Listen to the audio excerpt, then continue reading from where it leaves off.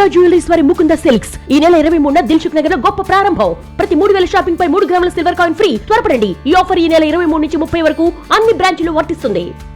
జూబ్లీహిల్స్ ఉప ఎన్నికల్లో కాంగ్రెస్ గెలిచింది. బీఆర్ఎస్ అభ్యర్థి మాగంటి సునీతపై 24,729 ఓట్ల మెజార్టీతో నవీన్ యాదవ్ గెలుపొందారు. రెండో స్థానంలో బీఆర్ఎస్ నిలిచింది. మూడో స్థానంలో నిలిచిన బీజేపీకి డిపాజిట్ గల్లంతైంది. మొత్తంగా లెక్కించిన 1,94,631 ఓట్లలో కాంగ్రెస్ అభ్యర్థి నవీన్ యాదవ్కు 98,945, బీఆర్ఎస్ అభ్యర్థికి 74,234 ఓట్లు రాగా బీజేపీ అభ్యర్థి డిపాజిట్ కోల్పోయారు. మొదటి 3 స్థానాల్లో ఈ 3 పార్టీలు నిలిచాయి. మరి 4వ స్థానం ఎవరిది? 58 మంది పోటీ చేసిన ఈ ఉప ఎన్నికల్లో 4వ స్థానంలో నిలిచిన అభ్యర్థి ఎవరు? ఏ పార్టీకి చెందిన అభ్యర్థి ఈ స్థానంలో నిలిచారనే విషయం ఆసక్తి కలిగించే అంశం. అయితే ఇంతటి ఉత్కంఠభరితమైన ఈ ఉప ఎన్నికల్లో 4వ స్థానం ఎవరు ఊహించని గుర్తుకు దక్కింది. అవును, మీరు విన్నది నిజమే.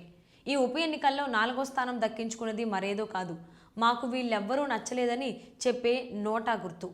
సాధారణంగా నోటాకు పెద్దగా ఓట్లు రావు.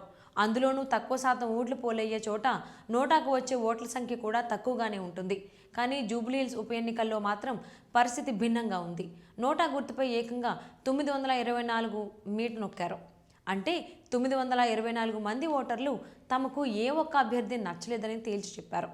జూబ్లీహిల్స్ లాంటి ఉత్కంఠభరితమైన ఈ ఉప ఎన్నికల్లో నోటాకు ఈ స్థాయిలో ఓట్లు రావడం నిజంగా విశేషమే.